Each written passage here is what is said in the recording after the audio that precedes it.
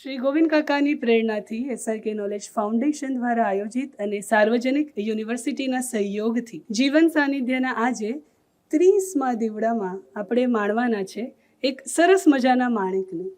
એ માણેકને પીરસવા માટે જે આવવાના છે એ પણ એક માણેક છે. પહેલા માણેક જે મેં વાત કરી એ આપણા બધાના બહુ લાડકા સરદાર. સરદાર કહીએ એટલે જ આગળ વધવાની જરૂર રહેતી નથી. સરદાર વલ્લભભાઈ પટેલ અને એમને પીરસવા જે આવવાના છે. આજે પહેલીવાર એવું થઈ રહ્યું છે કે પુસ્તકના લેખિકા અને વક્તા એક જ છે. તો ગીતાબેન માણેકને આવકારીએ, આપ સૌને પણ આવકારું અને આપણી પરંપરા પ્રમાણે શરૂ કરીએ આજના સત્રને. સર્વધર્મ પ્રાર્થના અને ઓમકારથી એક એક્સરસાઇઝ જરૂર કરીએ. આપણા સેલફોનને આરામમાં રાખીએ, આંખો બંધ કરી દઈએ. એક એક્સરસાઇઝ કરી કે કેટલી મિનિટ સુધી આપણે આપણી જાતમાં ખોવાઈ શકીએ છીએ અને પ્રાર્થના અને ઓમકારને માનીએ. ઓમ તત્સત શ્રી નારાયણ તું પુરુષોત્તમ ગુરુ તું સિદ્ધ બુદ્ધ તું સ્કંદ વિનાયક સવિતા પાવક તું ब्रह्ममस्द तु यः शक्ति तु ईसु पिता प्रभु तु रुद्र विष्णु तु राम कृष्ण तु रहीमताओ तु वासुदेव गौ विश्वरूप तु चिदानंद हरि तू अद्वितीय तू अकाल निर्भय आत्मलिंग शिव तू.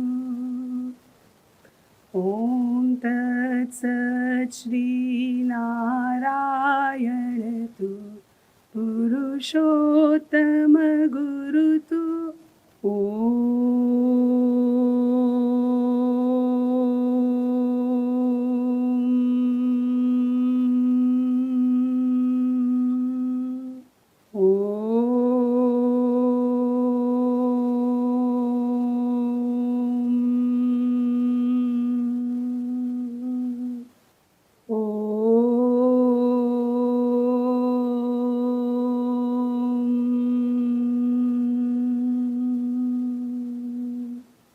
જય શ્રી કૃષ્ણ.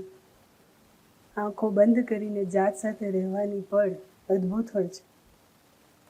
આપણા સત્રને આગળ વધારીએ અને પરંપરા પ્રમાણે શ્રીમદ ભગવદ્ ગીતા પુસ્તકનું પૂજન કરીએ અને એને માટે હું આમંત્રિત કરીશ આજના આપણા વક્તા શ્રી ગીતાબેન માણેકને અને SRK નોલેજ ફાઉન્ડેશનના પ્રેસિડેન્ટ શ્રી કમલેશભાઈ યાજ્ઞિકને. અને આપ સૌને જે હંમેશા હું કહું છું એ એક્સરસાઇઝ કરવા માટે કહીશ.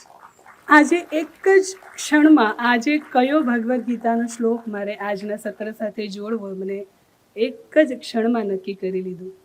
કર્મણ્ય વાધિકારસ્તે મા ફલેષુ કદાચન મા કર્મ ફલ હેતુર્ભુ મા તે સંગોસ્વ કર્મણી. કેમ?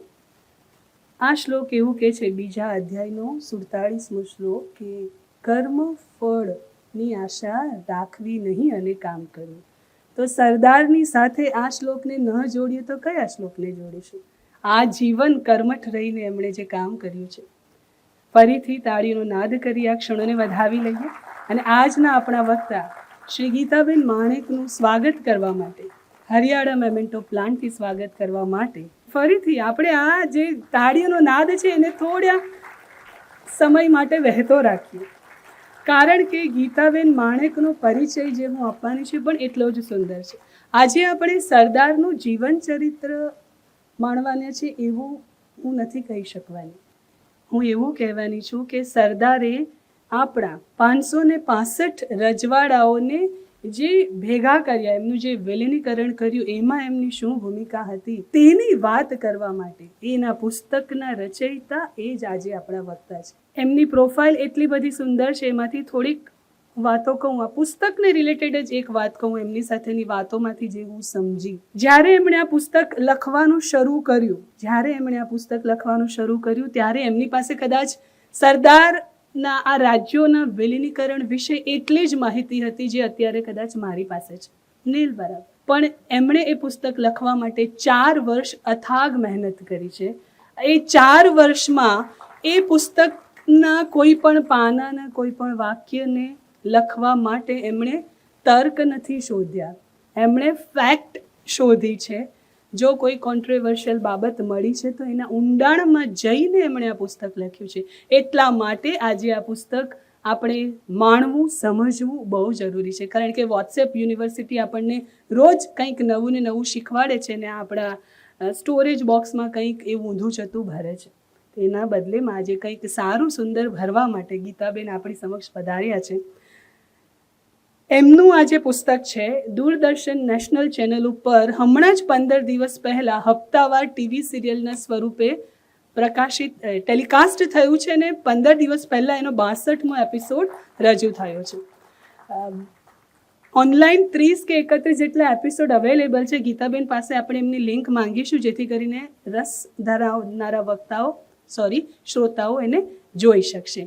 બીજી સુંદર વાત એ છે કે આ પુસ્તકનું એમણે હિન્દી અને અંગ્રેજી ભાષામાં પણ રૂપાંતરણ અનુવાદ કર્યો છે. અને એક બહુ જ સરસ વાત હું કહેવાની છું. બહુ બધું છે એમના વિશે જે કહી શકું તો હું સમય વધારે લઈ લઈશ, પણ એમણે લખેલા ઘણા બધા પુસ્તકો, નાટકો લખ્યા છે, પત્રકાર છે, લેખક છે, નાટકો લખે છે. એમાંનું એક નાટક, એના વિશે હું વાત કરીશ. Doctor Anandibai like, comment and share. 150 વર્ષ પહેલાં આપણા દેશની પહેલી ડૉક્ટર થયેલી સ્ત્રી વિશેની વાત, એના ઉપર એમણે નાટક લખ્યું છે. એ મોનોલોગ છે. કેમ આજે એટલું પ્રસ્તુત છે એ જોવા, સમજવા, એને જાણવું પડે. પણ આજે આપણે વાત કરવાના છે સરદાર ધ ગેમ ચેન્જર. એમનું લખેલું પુસ્તક આજે અવેલેબલ પણ છે, પણ એની વાત આપણે જ્યારે સમાપનની વાત કરીશું ત્યારે કરીએ. પહેલાં આપણી જ્ઞાન પિપાસા જે છે એને આપણે સંતુષ્ટિ તરફ લઈ જઈએ અને હું આમંત્રિત કરીશ ગીતાબેનને. પધારો ગીતાબેન, અને ફરી એકવાર જોરદાર તાળીઓનો નાદ કરી અમને વધાવી દઈએ. નમસ્તે. હું મારા દરેક વક્તવ્યની શરૂઆત ગુરુ વંદનાથી કરું છું. આપ પણ જોડાશો તો ગમશે. ગુરુર બ્રહ્મા ગુરુર વિષ્ણુ ગુરુર્દેવો મહેશ્વર ગુરુર સાક્ષાત પરબ્રહ્મ તસ્મૈ શ્રી ગુરવે નમઃ. મને હમણાં જ એક ન્યૂઝ મળ્યા છે કે ભારત સરકારે એવી જાહેરાત કરી છે કે જેમની પાસે 1000 સ્ક્વેર ફીટથી વધારેની જમીન હોય, મફત ફ્લેટ હોય કે કોઈ પણ બંગલો હોય, તો એના 10% આપણે બધાએ આપી દેવાના છે. આઈ એમ શ્યોર આપણા બધાના મનમાં વિચારો શરૂ થઈ ગયા હશે કે હું શું કરું, કઈ રીતે મારે આ જમીન ન આપવી પડે. આ વાત જે મેં કીધી એ ફેક ન્યૂઝ છે. આ વાત મેં માત્ર એટલા માટે કરી કે આપણને અંદાજ આવે કે આપણી માલિકીની 100 સ્ક્વેર ફીટ જમીન જો આપણે આપવી પડે તો આપણે કેવા વિહવળ થઈ જાય છે. આપણા મનમાં ચક્રો ગતિમાન થઈ જાય છે કે હું શું કરું, કોને કોન્ટેક્ટ કરું, કઈ રીતે કરું કે મારે આ 100 સ્ક્વેર ફીટ જમીન ન આપવી પડે. અને કલ્પના કરો કે 565 રજવાડા, એ લોકો પાસેથી 100 સ્ક્વેર ફીટ નહીં, આખી ને આખી જમીનો, આખું રાજ્ય લઈ લેવાનું હતું. આ કેવું કપરું કામ હતું. આ કપરું કામ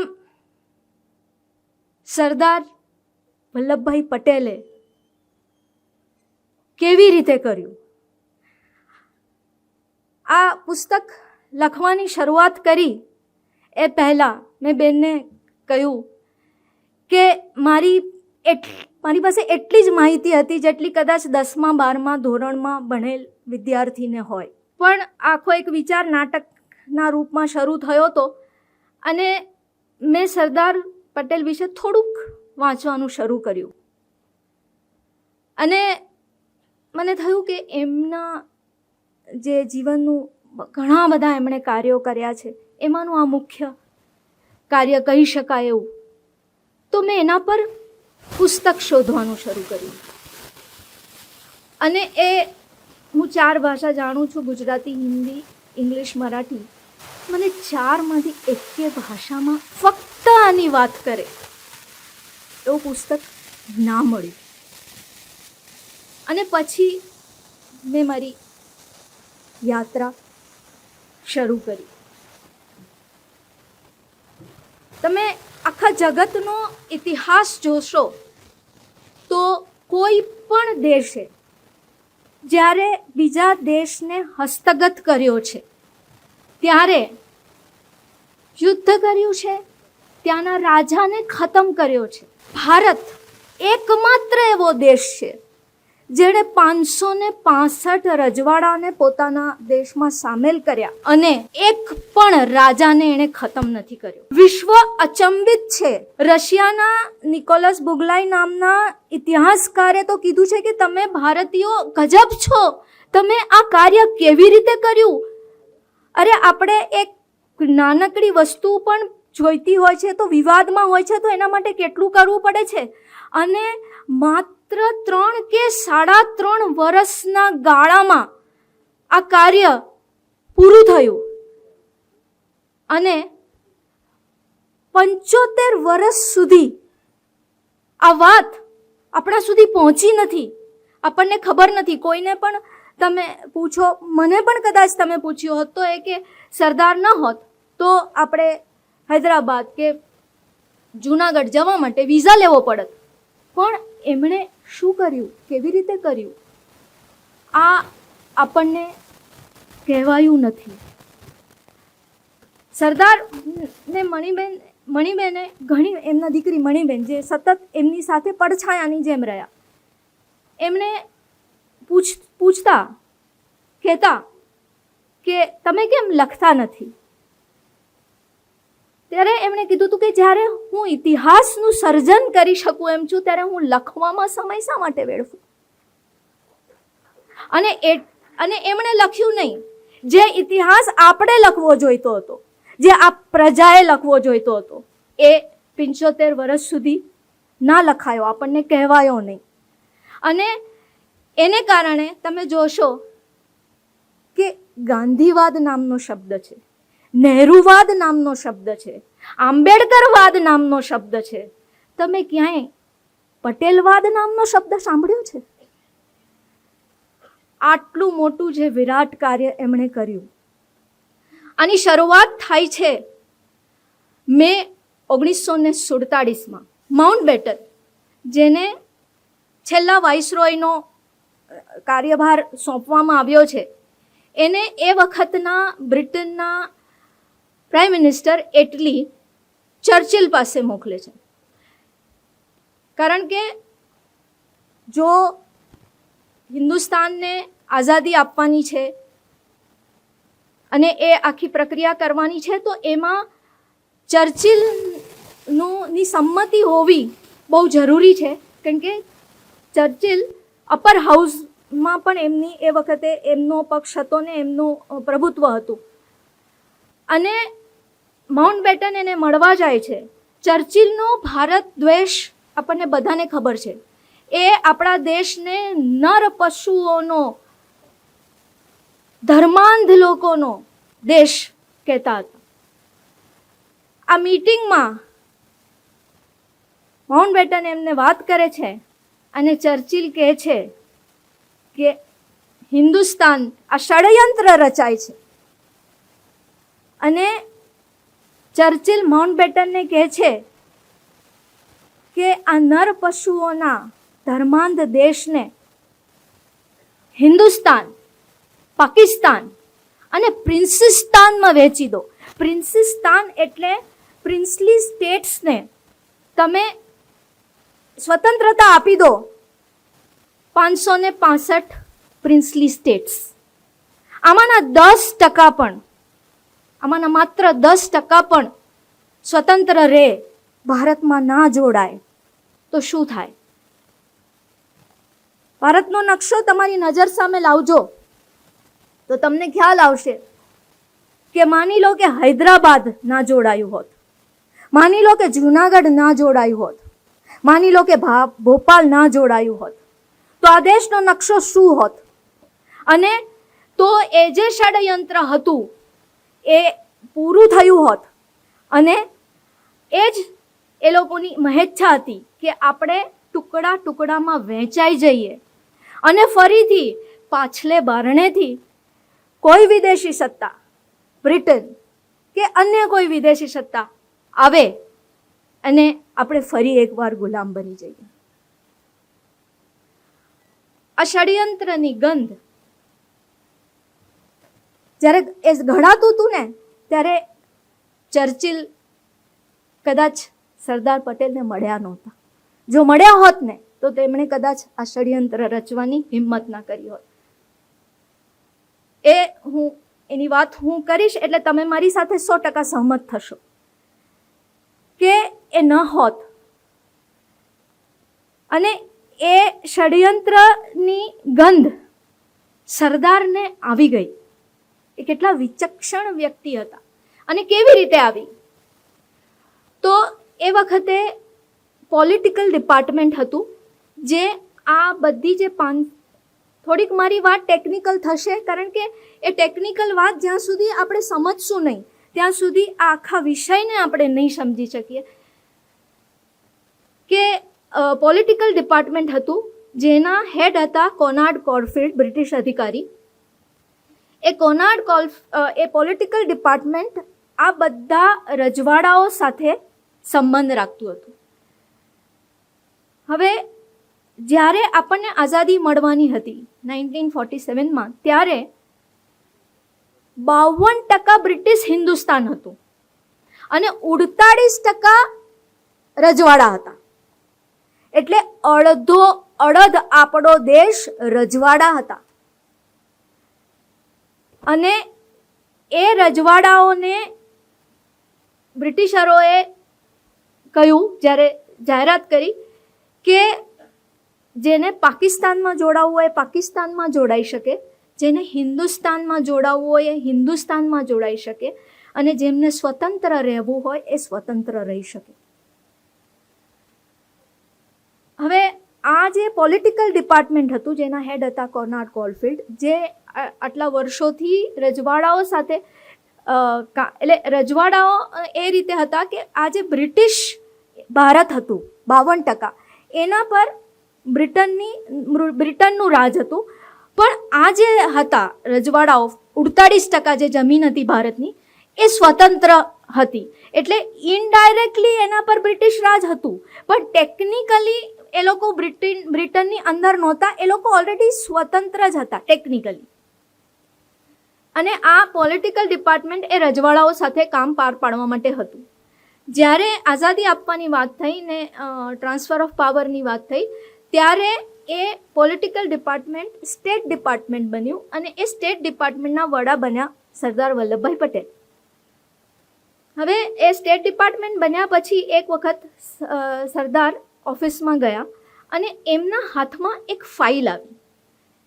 એ ફાઇલ એમને થોડીક એમાં પેલું લાગ્યું એટલે એમણે કોનાર્ડ કોરફિલ્ડને બોલાવ્યા. એમણે ગલ્લા તલ્લા કર્યા, જવાબ નહીં આપ્યો.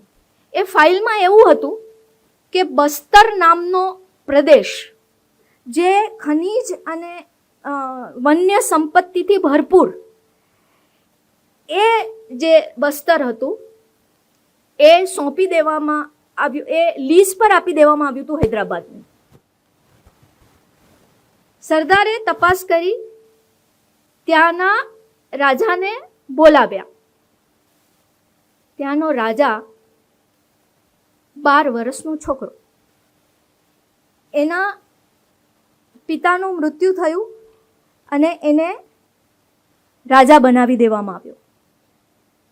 એ પણ આખું ષડયંત્ર બ્રિટિશરોનું. બાકી આટલી નાની ઉંમરના છોકરાને કંઈ રાજા બનાવી ના શકાય.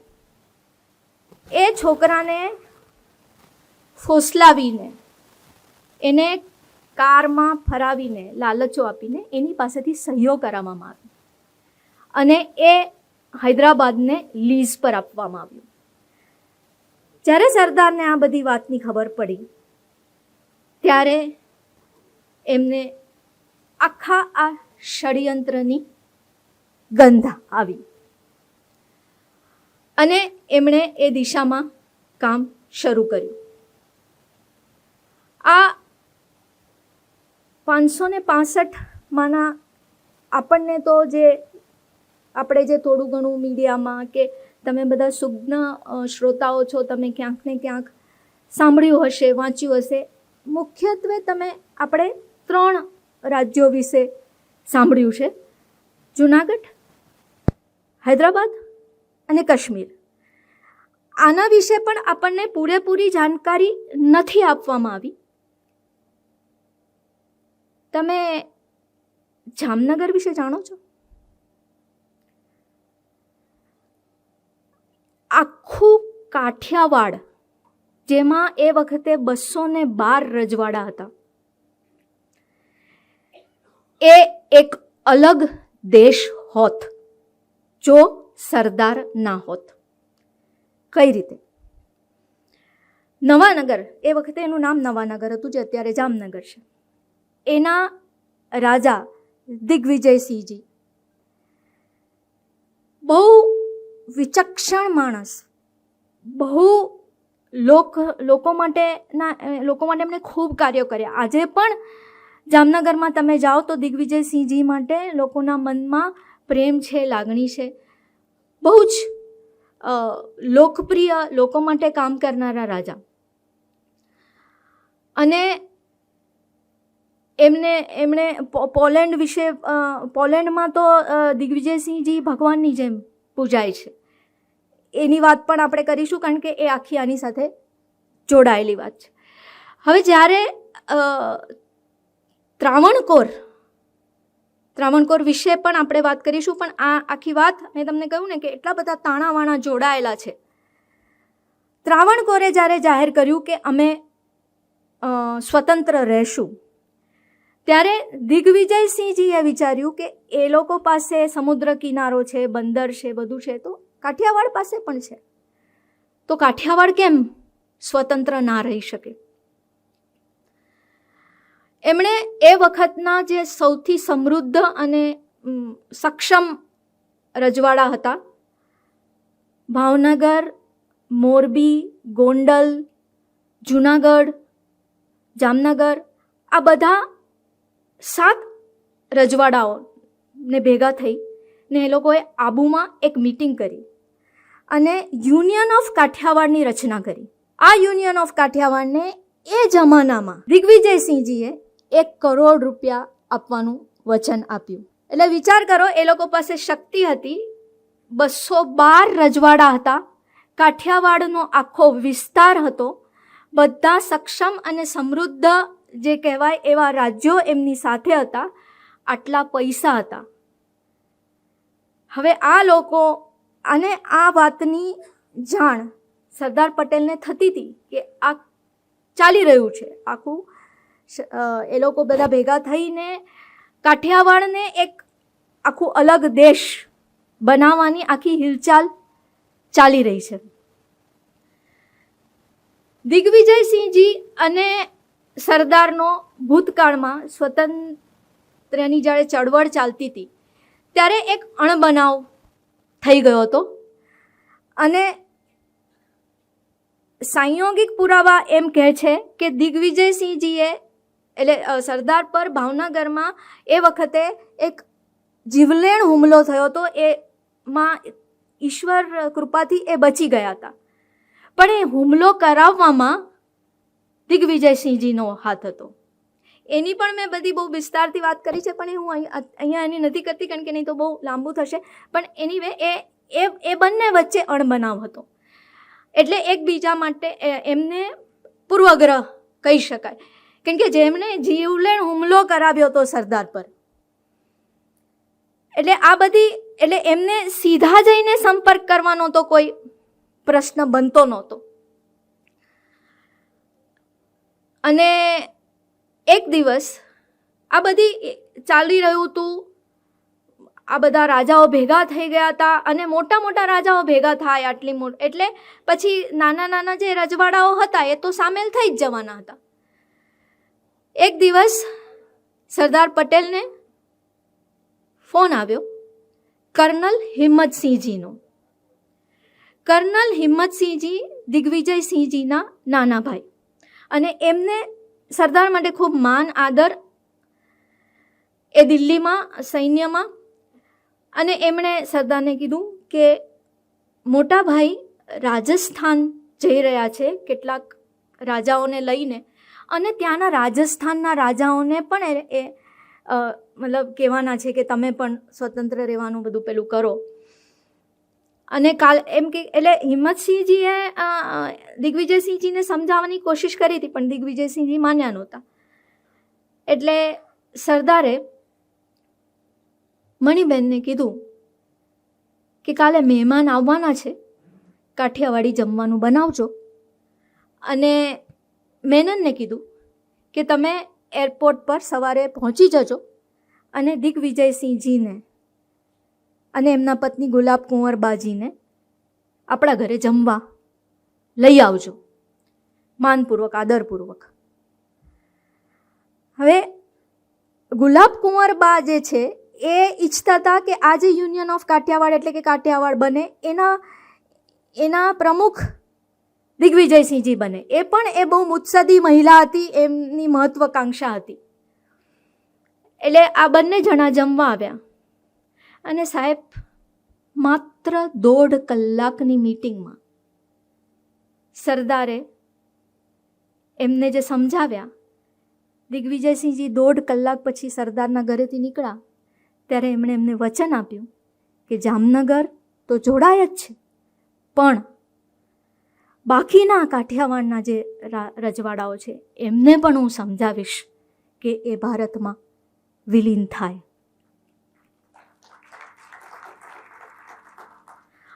આ એટલા માટે સંભવ બન્યું કારણ કે સરદાર જે વાત કરતા હતા એ વાત આપણા દેશના અખંડ રાષ્ટ્ર માટે તો જરૂરી હતી જ, પણ એ તટસ્થતાથી વાત કરતા હતા. એમણે અનેક જગ્યાએ કીધું છે કે જો કોઈ એમ માનતું હોય ને કે સત્તા છોડવી આસાન છે તો એ માણસ મૂર્ખાઈભરી વાત કરી રહ્યો છે. અને એમણે આ રાજાઓને, એ દિગ્વિજયસિંહજી હોય કે બીજા રાજાઓને સમજાવ્યા કે તમે વિચારો કે તમે જો સ્વતંત્ર રહેશો તો આજે, એટલે એ વખતની વાત કરું છું કે એ વખતે પણ એ જોઈ શકતા હતા કે જે રીતે દુનિયા બદલાઈ રહી છે, જે રીતે બધા પરિવર્તનો આવી રહ્યા છે, તમે એકલા ટકી નહીં શકો. એટલે તમે સ્વતંત્ર રહી જ નહીં શકો. તમારા પર કોઈ બીજી સત્તા આવીને રાજ્ય કરશે. એના કરતાં અત્યારે તમને એક મોકો છે કે તમે રાષ્ટ્રભક્તિ દેખાડો, તમે રાષ્ટ્રમાં સંમિલિત થઈ જાઓ અને તમને તમારું ઇતિહાસમાં નામ લખાશે, તમને પૂરા માન સન્માન સાથે. અને તમારા દિગ્વિજયસિંહ જેવા આપણા કેટલા રાજાઓ હતા, કેટલાક ચક્રમ સનકી રાજાઓ પણ હતા, પણ આવા વિચક્ષણ રાજાઓ પણ હતા જે લોકોની, જે રાજાઓની તમે દેશ માટે કાર્ય કરી શકશો, તમે કોઈ દેશના એમ્બેસેડર થઈ શકશો, તમારી પાસે આટલો રાજ્ય ચલાવવાનો અનુભવ છે, તમે પ્રશાસનમાં આવી શકશો. એટલે સરદારની જે વાત હતી એમાં કોઈ સ્વાર્થ નહોતો. એમને કોઈ પાસેથી કશું છૂટવી નહોતું લેવું, એમને કોઈ પર પોતાની સત્તા જમાવવી નહોતી. એ વાત કરી રહ્યા હતા, જેટલી દેશના હિતમાં વાત કરી રહ્યા હતા એટલી જ એ રજવાડાઓના હિતમાં વાત કરી રહ્યા હતા. અને એટલે એ જે સચ્ચાઈ હતી એમનામાં, એ સચ્ચાઈનું પરિણામ હતું કે જામનગરના દિગ્વિજયસિંહજીને એ વાત સ્પર્શી ગઈ કે આ જે કહે છે એમાં સત્ય છે. અને એટલે એ જોડાયું, નહીં તો કાઠિયાવાડ આજે એક અલગ દેશ હોત. આ વાત આપણને કહેવાય નથી. હવે હું જૂનાગઢની વાત પર આવું. તમે કલ્પના કરી શકશો કે 15મી ઓગસ્ટ 1947 જૂનાગઢના મહાબત ખાન બાબી, ત્યાંના નવાબે જાહેરાત કરી કે અમે પાકિસ્તાનમાં જોડાશું. આ નિર્ણય લેવા પાછળનું કારણ શું હતું? એ મુસલમાન શાસક હતો એટલે? ના, એ તો એક કારણ હતું, પણ એ ડિસિઝન એમણે જે લીધું એનું કારણ એ હતું કે મહાબત ખાન શ્વાન પ્રેમી હતો. હવે તમે કહેશો કે બેન તમે શું વાત કરો છો, તમે કંઈ સમજાય એવું કંઈક લોજિક બોલો ને. તો હું તમને કહું કે એ એવો શ્વાન પ્રેમી હતો કે એની પાસે કેટલા પાળેલા કૂતરા હશે, એ કલ્પનાનો આંકડો પણ તમે કહો, 800 કૂતરા. 800 કૂતરા હતા ને એનો શ્વાન પ્રેમ એવો હતો કે એની કૂતરી રોશનાના લગ્ન એણે લેબ્રેડોર ડોગ બોબી સાથે કર્યા હતા, અને એવા ધામધૂમથી કર્યા હતા કે કદાચ હું કે તમે આપણી દીકરીના લગ્નમાં પણ એટલા પૈસા ન ખર્ચી શકીએ. એ વખતે લાખો રૂપિયાને દેશ વિદેશથી મહેમાનો બોલાવેલા, વરઘોડો કાઢેલો અને દીકરીના લગ્ન કરે એવી રીતે જ કર્યા હતા. દરેક શ્વાન માટે અલગ અલગ ઘર હતું, દરેક શ્વાન માટે 2 સેવકો હતા, દરેક શ્વાનના ઘરમાં એ જમાનામાં ઇલેક્ટ્રિસિટી અને ટેલિફોન હતા. આ રાજાને, આ નવાબને મુસ્લિમ લીગના કોઈ સભ્યએ આવીને કહ્યું કે ઓફકોર્સ જીના તો ઈચ્છતા જ હતા કે જુનાગઢ જાય. એમની નજર તો બીજા ઘણા બધા રજવાડાઓ પર હતી, જેની એક પછી એક વાત આવશે. તો મુસ્લિમ લીગના એક સભ્યએ આવીને ત્યાં સુધી અસમંજસમાં હતા. માઉન્ટબેટને એક વાઇસરોય હાઉસમાં મીટિંગ બોલાવેલી, એમાં એમણે એમના દીવાન, એ વખતના દીવાન નબી બક્ષને મોકલાવેલા. નબી બક્ષે એમને સલાહ આપી હતી કે આપણે ભારતમાં જોડાવવું જ હિતાવહ છે. એટલે એણે નબી બક્ષને દીવાન પદેથી કાઢી મૂક્યા અને શાહનવાઝ ભુટ્ટોને દીવાન પદે રાખ્યા, જે અગેન જિન્નાનું પ્યાદું હતું. એટલે આ અસમંજસમાં હતા. એમને પૂછવામાં આવ્યું હતું પણ એમણે કંઈ સ્પષ્ટ જવાબ આપ્યો નહોતો. પણ 15મી ઓગસ્ટે એમણે આ નિર્ણય લીધો, કારણ કે મુસ્લિમ લીગના એક સભ્યએ એને આવીને કહ્યું કે જેવો આ દેશ સ્વતંત્ર થશે, ભારત સરકાર પહેલું કામ તમારા કૂતરાઓને ઝેર પીવડાવવાનું કરવાનું છે. આ ટ્રિગર થયું ને એમણે તરત અખબારી યાદી જાહેર કરી કે અમે પાકિસ્તાન સાથે જોડાઈએ છીએ. થોડા દિવસો પાકિસ્તાનનો કોઈ રિસ્પોન્સ આવ્યો નહીં. એટલે નહેરુજીએ ઉતાવળા થઈને એક ટેલિગ્રામ લખ્યો. એ ટેલિગ્રામ સદનની જાણ બહાર લખાયો હતો, પણ આપણા સદભાગ્યે એ ટેલિગ્રામ ને બદલે એ પર્સનલી કોઈ જતું હતું પાકિસ્તાન, એટલે નહેરુએ પર્સનલી મોકલ્યો ને એમાં નહેરુજીની સહી નહોતી, એટલે એ માન્ય નહીં થયો.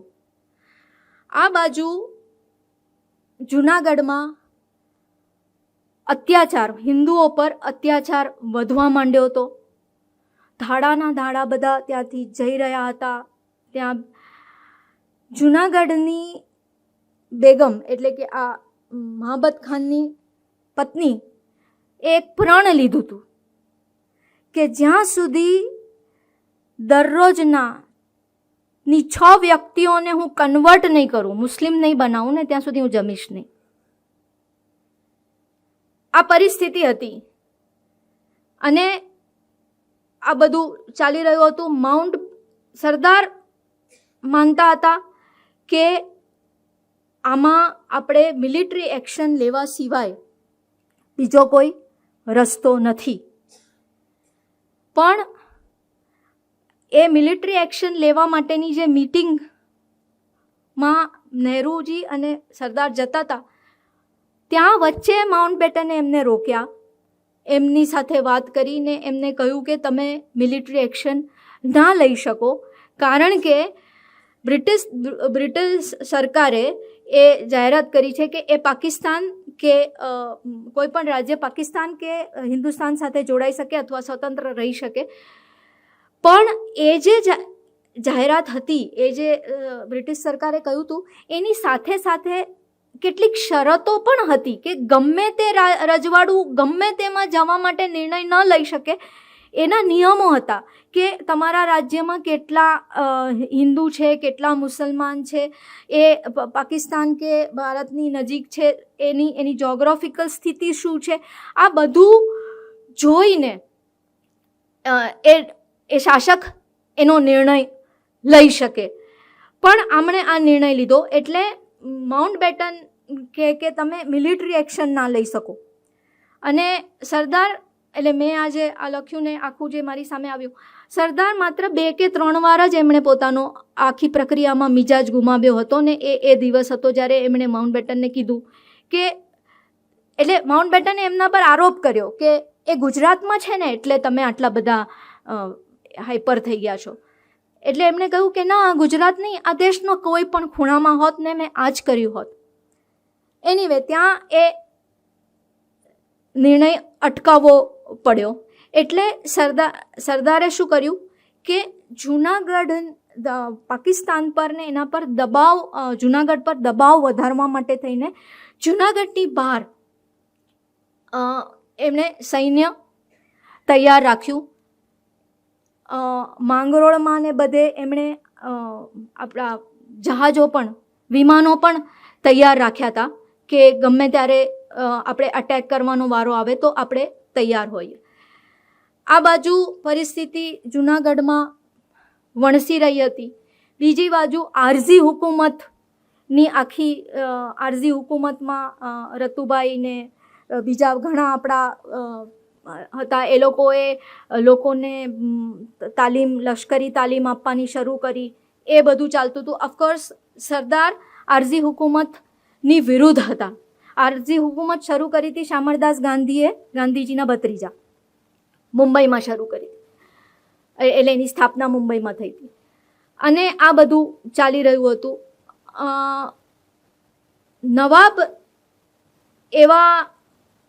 નવાબનો મદાર જીન્ના પર હતો કે પાકિસ્તાનથી એને મદદ આવશે. પાકિસ્તાનથી કોઈ મદદ આવતી નહોતી. આ તરફ એ લોકોની આર્થિક સ્થિતિ જૂનાગઢની વણસી રહી હતી અને સતત માઉન્ટબેટન લશ્કરી કોઈ પણ પગલાં લેવા માટે આપણને અટકાવતા હતા. આમાં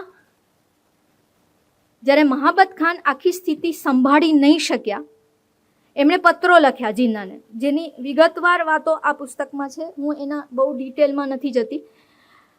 એમણે પત્રો લખ્યા, જીન્ના તરફથી કોઈ પ્રત્યુત્તર નહીં આવ્યો અને એમને લાગ્યું કે હવે આ આરઝી હુકુમત આવી રહી છે, અહીંયાના હિન્દુઓ બધા બહુ જ પેલા થઈ ગયા છે, ઉશ્કેરાયા છે.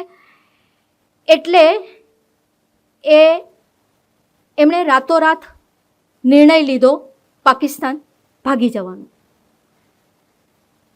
અને એમનું જે પ્લેન હતું, ડાકોટા પ્લેન, એમાં કંઈક 15 કે 16 જણા જઈ શકે એમ હતા. એમાં એમને મુશ્કેલી એ હતી કે 800માંથી કયા કૂતરા લઈ જવા. અને રાતોરાત નિર્ણય લેવાયો અને પછી એ પ્લેનમાં બેઠા અને અચાનક 4 એમની પત્નીઓ હતી, એમાંની એક બેગમનો અવાજ આવ્યો કે ભાઈ રોકો રોકો. એટલે પ્લેન શરૂ થવામાં જ હતું ને, નહીં રોકો રોકો. કે શું થયું? કે મારો નાનો દીકરો છે ને, હું મહેલમાં ભૂલી આવી છું, સૌથી નાનો દીકરો. એટલે એ તો દોડીને ઉતરી. એ જેવી ઉતરી, આમણે કીધું કે એ બેગમને ને પછી તમે દીવ મોકલી દેજો, પોર્ટુગલ સરકાર જોઈ લેશે. અને એ ઉડી ગયા પાકિસ્તાન, શાહનવાઝ ભુટ્ટોને સોંપીને. લાંબી વાત ટૂંકી કરું છું થોડી, કે પછી શાહનવાઝ ભુટ્ટો પણ આ સ્થિતિ સંભાળી નહોતા શકતા, કારણ કે આર્થિક સ્થિતિ બગડી ગઈ હતી, આટલું બધું ડિસ્ટર્બન્સ થઈ ગયું હતું. એટલે એમણે ત્યાંના જે મુસ્લિમો અને હિન્દુઓ જે હતા મુખ્ય લોકો બધા એમને બોલાવીને મિટિંગ કરીને પછી એ લોકોએ નિર્ણય લીધો કે આપણે ભારતને સોંપી દઈએ જુનાગઢ. એટલે એમણે રાજકોટના કમિશનર બુચને લેટર લખ્યો કે ભાઈ અમે જુનાગઢ ભારતને સોંપવા માંગીએ છીએ. કોઈ પણ વસ્તુનો વિવાદ હોય અને જેની સાથે વિવાદ હોય એ એમ કે ના ભાઈ આ લઈ લો તમે, હું નથી સાચી. સિમ્પલ વસ્તુ હતી ને, આપણે લઈ લેવાનું હતું. પણ એ કમિશનર એ વખતે આ બધા સાધનો તો હતા નહીં, એટલે કમિશનર બુચે દિલ્હી મેસેજ પહોંચાડ્યો ત્યાં સુધીમાં રાત પડી ગઈ હતી. અને મેનન, વીપી મેનન, જે સરદારના, તમે બધા જાણતા જ હશો, સરદારના આખી આ પ્રક્રિયામાં જમણા હાથ સમાન હતા, સમાન નહીં જમણો હાથ જ હતા. એમણે એ નહેરુજીને જાણ કરવા ગયા કે આવી રીતે જુનાગઢ આપણને સોંપવા માંગે છે. એ વખતે નહેરુજી માઉન્ટ બેટન સાથે ડિનર લઈ રહ્યા હતા. એટલે આ વાત સાંભળીને માઉન્ટ બેટન ખૂબ ગુસ્સે થઈ ગયા કે આવું બધું કેવી રીતે ચાલે ને તમે કેવી રીતે આવું કરી શકો. એટલે એના દબાવમાં આવીને નહેરુજીએ એક ટેલિગ્રામ ડ્રાફ્ટ કર્યો કે અમે જુનાગઢમાં જનમત લેશું. ત્યાંથી મેનન ગયા સરદાર પાસે અને સરદારને જાણ કરી. એટલે સરદારે કીધું કે શું કામ જનમત લઈએ, આપણી જમીન છે, 80% હિન્દુઓ છે, ખુદ એ સંભાળી નથી શકતો, નવાબ ભાગી ગયો છે, દીવાન આપણને સોંપવા માંગે છે, કોની પરમિશન લેવાની, શું કામ પરમિશન લેવાની, આપણે શું કામ પાકિસ્તાનને કોઈ ટેલિગ્રામ મોકલવાનો. પણ મેનને કીધું કે તમારા ને નહેરુજી વચ્ચે જે થોડો સંઘર્ષ છે એ વધશે, એટલે કીધું ઠીક છે, તમને જે ઠીક લાગે એ તમે કરો. એટલે મેનન ત્યાંથી નીકળ્યા ને સરદારે ફોન ઉપાડીને જે આપણું સૈન્ય બહાર હતું, જુનાગઢની બહાર હતું ઊભું તૈનાત હતું, એના ગુરુદયાલ સિંહને ફોન કર્યો. અહીંયા એક વાત જે હું કહેવાની મારી રહી ગઈ કે એની પહેલાં જે સરદારે પ્રયત્નો કર્યા કે આ આપણે ત્યાં જોડાઈ જાય, એના માટે એમણે શાહનવાઝ ભુટ્ટોને, નવાબ ભાગી ગયા હતા, શાહનવાઝ ભુટ્ટોને સમજાવવા માટે થઈને એમણે વીપી મેનનને જુનાગઢ મોકલ્યા હતા. હા સોરી, એ વખતે નવાબ હજી ગયા નહોતા.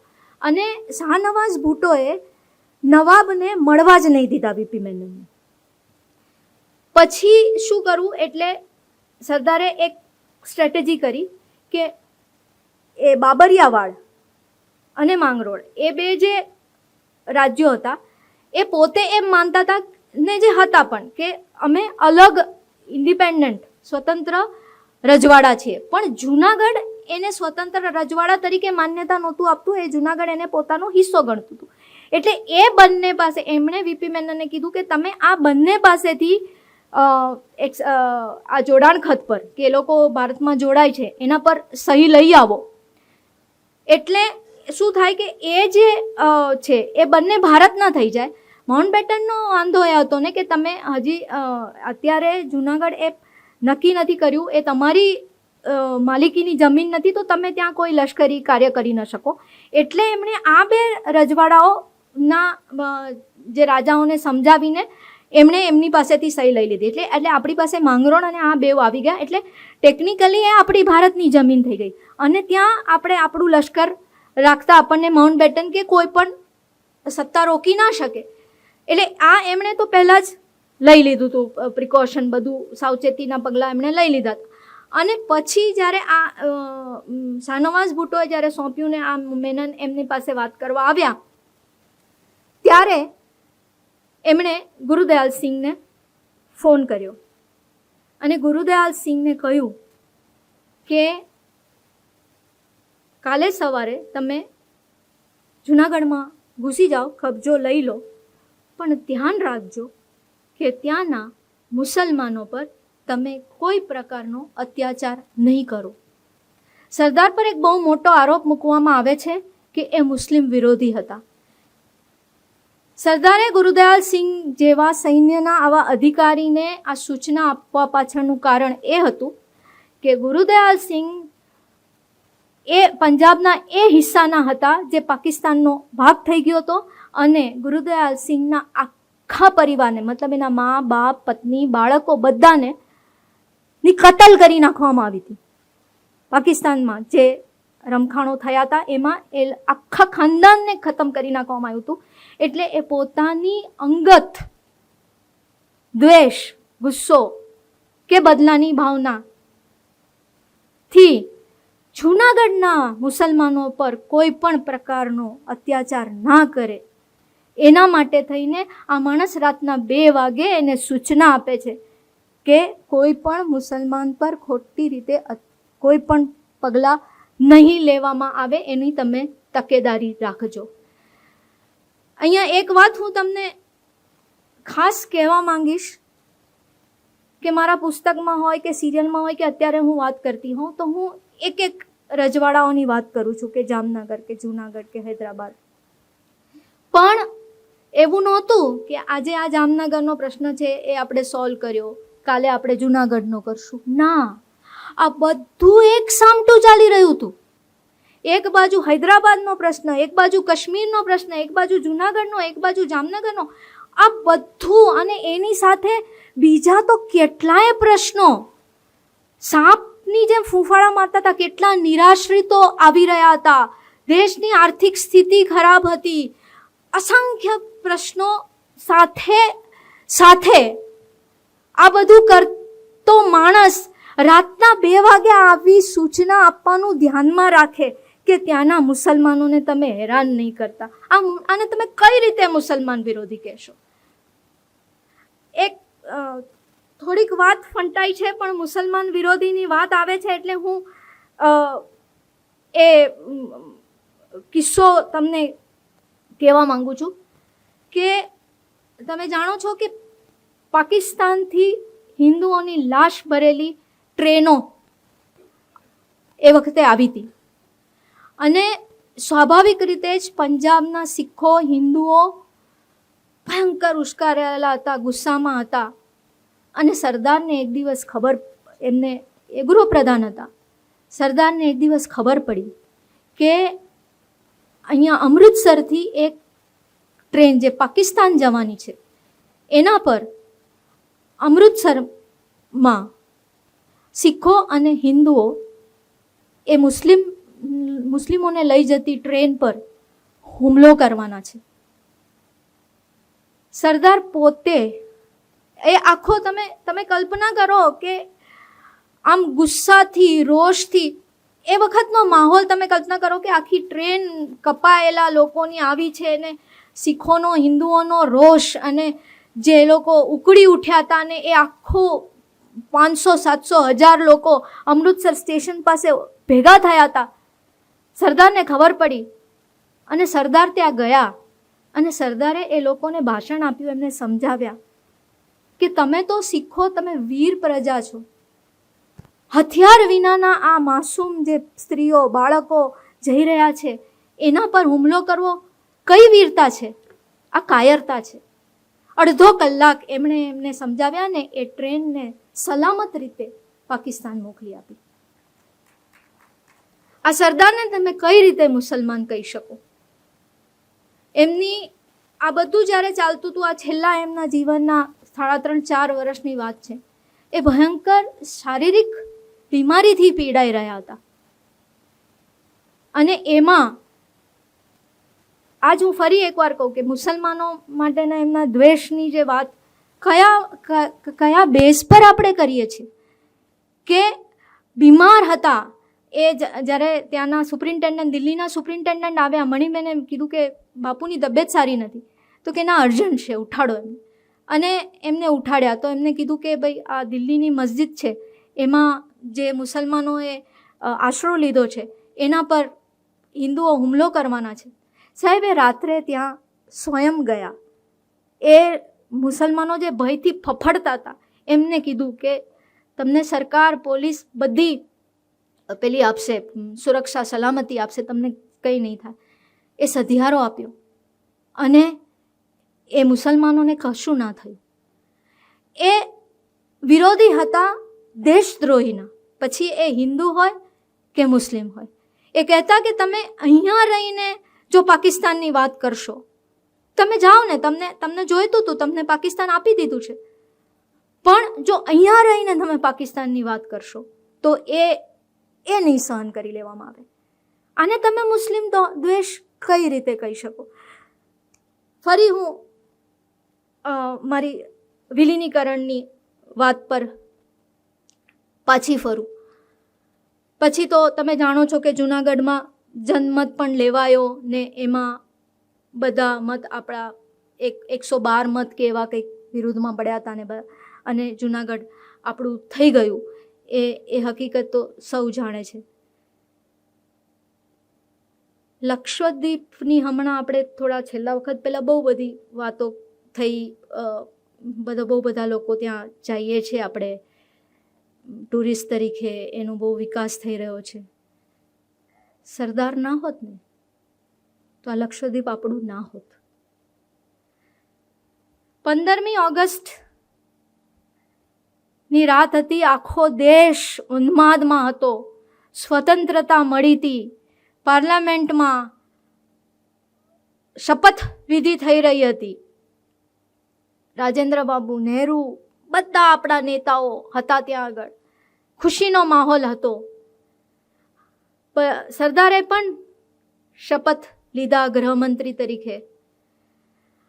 અને જ્યારે બીજા બધા પ્રધાનો લોકોનો અભિવાદન ઝીલી રહ્યા હતા, સરદાર ત્યાંથી નીકળી ગયા અને એમણે રસ્તામાંથી વીપી મેનનને પિકઅપ કર્યા, ઘરે ગયા અને કોચી આપણા નેવીના મથક પર ફોન કર્યો. ત્યારે ત્યાંના એડમિરલે માહિતી આપી કે આપણું જહાજ, આપણું ફ્રિગેટ HINS તીર નામનું આપણું ફ્રિગેટ પહોંચી ગયું છે. હિન્દુસ્તાનનો ધ્વજ ત્યાં લહેરાઈ ચૂક્યો છે અને જો આ કરવામાં 3 કલાક આપણે મોડા પડ્યા હોત તો આના પર પાકિસ્તાને કબજો કરી લીધો હોત. જે સ્વતંત્રતા માટે થઈને આખી જિંદગી હોમી દીધી હતી, એ સ્વતંત્રતા જ્યારે મળી, એનો ઉત્સવ ચાલી રહ્યો છે, ત્યારે આ માણસ એ ઉત્સવમાં સામેલ થવાને બદલે લક્ષદ્વીપ ભારત બહાર ન જાય અને આનું પ્લાનિંગ એમણે પહેલાં કરેલું ને, ત્યારે તો એ દિવસે 3 કલાક પહેલાં એ પહોંચીને એના માટે એમણે ત્રાવણકોરના રામસ્વામી અને લક્ષ્મણ સ્વામી મુદલિયર નામના 2 ભાઈઓ જે દેશભક્ત હતા, જે સમાજ સેવા કરતા હતા, શિક્ષણના ક્ષેત્રે બહુ કામ કરતા હતા, એમનો બહુ પહેલાં એમણે સંપર્ક સાધ્યો હતો. અને એમણે કહ્યું હતું કે લક્ષદ્વીપમાં ભલે મુસ્લિમોની વસ્તી વધારે હોય પણ એ બધા કન્વર્ટેડ મુસ્લિમ છે, એ બધા ભારતીયો છે, એટલે તમે ત્યાં પહોંચો પોલીસને લઈને. એટલે એમ કે પોલીસ પાસે અત્યારે હથિયારો નથી, તો કે જે હથિયારો છેલ્લે કાંઈ નહીં તો લાઠીઓ લઈને તમે પહોંચો, તમે ત્યાં પહોંચી જાઓ. આ બાજુથી આ ફ્રિગેટને મોકલી અને લક્ષદ્વીપને લઈ લીધું. કોઈ એટલે લક્ષદ્વીપ વિશે તો ભાગ્યે જ, એટલે એના વિશે એમણે ક્યારેય બણગા નહીં ફૂક્યા કે મેં આમ કર્યું, મારાથી આ થયું, મેં લક્ષદ્વીપ મેળવ્યું. ભોપાલની થોડીક વાત હવે હું કરું. ભોપાલ જો તમે નકશામાં તમે યાદ કરશો તો મધ્યમાં આવેલું. એનો રાજા નવાબ હમીદુલ્લા ખાન મુસ્લિમ. કોનાર્ડ, મેં શરૂઆતમાં જે વાત કરી, કોનાર્ડ કોરફિલે જે પોલિટિકલ ડિપાર્ટમેન્ટ હતું, એ લોકોએ એક જમાનામાં ચેમ્બર ઓફ પ્રિન્સેસ એટલે કે આ રજવાડાઓનું એક યુનિયન સંગઠન બનાવેલું. એનો પ્રમુખ આ હમીદુલ્લા ખાન. અને હમીદુલ્લા ખાનને જિન્નાનો પૂરેપૂરો ટેકો, કારણ કે જો ભોપાલ વચલું મળી જાય તો પછી હિન્દુસ્તાનની જેટલી સતામણી કરવી હોય, જે કરવું હોય એ કરવું બહુ આસાન થઈ જાય. અને હમીદુલ્લા ખાન એટલે આખા આ જે રજવાડાઓના વિલીનીકરણમાં એક વખત સરદાર એટલા બધા પીડિત થઈ ગયા હતા કે એમણે, જે આટલા ધીરજ ન ગુમાવનારી વ્યક્તિએ ગાંધીજીને પત્ર લખ્યો હતો કે આ ભોપાલના કાવતરાઓથી હું થાકી ગયો છું. એટલા બધા, એટલે જાત જાતની રોજ શરતો લઈને ને બધું લઈને આવે અને ખૂબ બધા કાવતરાઓ એમણે કર્યા કે એમની હમીદુલ્લા ખાનની ઈચ્છા એવી હતી કે એ પાકિસ્તાનમાં જોડાય, જેથી એમને પાકિસ્તાનમાં એમને ગવર્નર જનરલનો હોદ્દો જોઈતો હતો. એમની મહત્વાકાંક્ષા હતી. જીન્ના એમને સપોર્ટ કરતા હતા. આ બાજુ દબાણ વધી રહ્યું હતું કે સરદારે બધા રજવાડાઓને કીધું હતું કે તમે 15મી ઓગસ્ટ 1947 પહેલાં જોડાઈ જાઓ તો તમને જે બધા લાભ બધાને મળે છે એ તમને મળશે. પણ જો તમે 15મી ઓગસ્ટ 1947 સુધી નહીં જોડાયા તો you will have to face the music. તમને એ બધું નહીં મળે જે બીજા રજવાડાઓને મળે છે. હમીદુલ્લા ખાન આના જીન્નાના જોર પર કૂદતા હતા, પણ પછી જ્યારે એને જીન્ના તરફથી કંઈ મળ્યું નહીં તો એ પોતે કરાચી ગયા.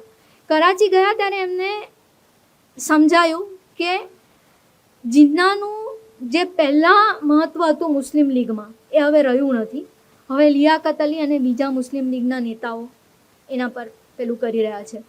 એટલે એમનું જે સપનું હતું કે હું આ પાકિસ્તાનમાંથી આ મેળવીશ તે મેળવીશ, એ ચકનાચૂર થઈ ગયું, એનું ક્રેશ લેન્ડિંગ થઈ ગયું અને એ આવ્યા અહીંયા પાછા આવ્યા. હવે આ આખી વાતને સૈફ અલી ખાનની દાદી સાથે સંબંધ છે. કઈ રીતે આ બધું ચાલતું હતું? માઉન્ટ બેટનના હિન્દુસ્તાનમાં સૌથી અઝીઝ દોસ્ત નહેરુ અને બીજા નંબરે હમીદુલ્લા ખાન. એટલે એ પણ એમને એક પાવર હતો કે આ માઉન્ટ બેટન મારા મિત્ર છે. માઉન્ટ બેટન એમને સમજાવવાની કોશિશ કરી રહ્યા હતા કે શક્ય નથી તમારા માટે સ્વતંત્ર રહેવું. એ બધી ભાંજગડ ચાલતી હતી. હમીદુલ્લા ખાન માનવા તૈયાર નહોતા. એ એમ કહેતા હતા કે હું સ્વતંત્ર જ રહીશ. અને આ બાજુથી એમને જીન્ના તરફથી તો મોહભંગ થઈ ગયો હતો. એટલે એ અરસામાં એમની દીકરી દિલ્હી ગઈ હતી અને ત્યાં દિલ્હીથી એનો સખત ડરેલી હાલતમાં રડતો ફોન આવ્યો. કારણ કે એ વખતે દિલ્હીમાં રમખાણો ફાટી નીકળ્યા હતા અને સાજિદા એની દીકરી બીજા નંબરની એ રમખાણોમાં ફસાઈ ગઈ હતી. અને કોઈ હિન્દુ પરિવારે એને તત્પૂરતી તો આપી હતી, પણ એ ફફડતી હતી કે ગમે ત્યારે એના પર કંઈ પણ થઈ શકે. હમીદુલ્લા કંઈ કરી શકે એમ નહોતા. ત્યારે ઝફરુલ્લા ખાન, એમના કાનૂની સલાહકારે એમને કીધું કે તમે સરદારને વાત કરો. કે હું કયા મોઢે સરદારને વાત કરું? કારણ કે સતત કે 1-1.5 વર્ષથી એ સરદાર સાથે સંઘર્ષ કરતા હતા કે અને કે હું કહીશ તો કેવી રીતે કહું એમને? સરદાર થોડી મારા માટે આ કરશે. તો કે ના, તમે સરદારને ઓળખતા નથી, તમે કરો. એમણે સરદારને કરવાનો તો હિંમત નહીં હતી. વીપી મેનનને ફોન કર્યો અને સરદાર સ્વયં એ છોકરીને પહેલાં તો પોલીસ કમિશનરને કહીને એને ત્યાંથી રેસ્ક્યુ કરી, પોલીસ સ્ટેશનમાં લાવ્યા, પોતાના ઘરે લાવ્યા, પોતાના ઘરમાં રાખી એને કીધું, ઇન્ફોર્મ કર્યું કે ભાઈ સુરક્ષિત છે, સરદાર પટેલના ઘરમાં છે. ત્યારે સરદારને પૂછવામાં આવ્યું એટલે સરદારે કહ્યું કે ત્યારે હું નવાબ હમીદુલ્લા ખાન સાથે વાત કરતો હતો, અત્યારે હું એક દીકરીના બાપ સાથે વાત કરું છું. એટલે જે માણસે એમને સતાવવામાં કંઈ બાકી નહોતું રાખ્યું, એમની દીકરીને એણે સુરક્ષિત પહોંચાડી. છતાં પણ હમીદુલ્લા ખાન હજી માનવા તૈયાર નહોતા. એમની શરત હતી, એટલે આ બધું માઉન્ટ બેટન થ્રુ બધું નેગોશિએશન ચાલતું હતું. એટલે એ માઉન્ટ બેટનને કહે કે હું ભારતમાં જોડાઈશ, પણ હું 15 ઓગસ્ટ પહેલાં તો નહીં જ જોડાઉં. હવે આ વિચિત્ર આખી સ્થિતિ હતી અને સરદાર કે 15 ઓગસ્ટ પહેલાં જોડાવવું પડશે, કારણ કે જે મેં બીજા રાજ્યો સાથે કર્યું છે, હું આ ભોપાલને શા માટે અલગ કંઈ પણ આપી ન શકું? મારે તો બધા રાજ્યો સાથે એક સરખો વ્યવહાર કરવો પડે. હવે આ મડાગાંઠ થઈ એટલે પછી સરદારે એમાંથી ઉપાય કાઢ્યો. એમણે માઉન્ટબેટનને કીધું કે તમારા મિત્રને કહો કે 15 ઓગસ્ટ પહેલાં એ સહી કરે આના પર, આપણા એક્સેશન પર, ડોક્યુમેન્ટ પર, અને એ ડોક્યુમેન્ટ માઉન્ટબેટન પાસે રહે અને 15 દિવસમાં જો એમનો મન ન બદલાય, જો મન બદલાય તો તમારે એને ડોક્યુમેન્ટ પાછું આપી દેવાનું, ને ના બદલાય તો એ ભારતમાં જોડાયા. એ રીતે આ આખા પેલાનો ઉકેલ આવ્યો. ને પછી 15-20 દિવસ પછી હમીદુલ્લા ખાને પત્ર લખ્યો સરદારને કે તમારી જીત થઈ અને મારી હાર થઈ. એટલે સરદારે જવાબ આપ્યો, મારો વિજય નથી થયો, તમારો પરાજય નથી થયો, સત્ય અને જે સાચું છે એ થયું છે. અને મને દુઃખ એ વાતનું હતું કે તમારા જેવા આટલા ટેલેન્ટેડ, આટલા વિચક્ષણ વ્યક્તિની શક્તિઓ જે દેશને કામ લાગવી જોઈએ એ નહોતી લાગતી, અને એ કામમાં હવે આવશે એનો મને આનંદ છે. એટલે આ માણસની તમે એનું કદ જુઓ, એ પોતાના સાથે થયેલા જે પણ બનાવ છે એને આખી જે વાત છે, દેશની વાત છે, એમાં એ ક્યાંય વચ્ચે નથી લાવતા. એ પોતાના સ્વાર્થની તો વાત ક્યાંય છે જ નહીં. અને એ આખી વસ્તુને જે રીતે એક મુત્સદી રાજકારણી તરીકે, એક દેશભક્ત તરીકે, એક દેશ નેતા તરીકે એને હેન્ડલ કરે છે. હું એવા બધા રાજ્યોની વાત કરવા માંગુ છું.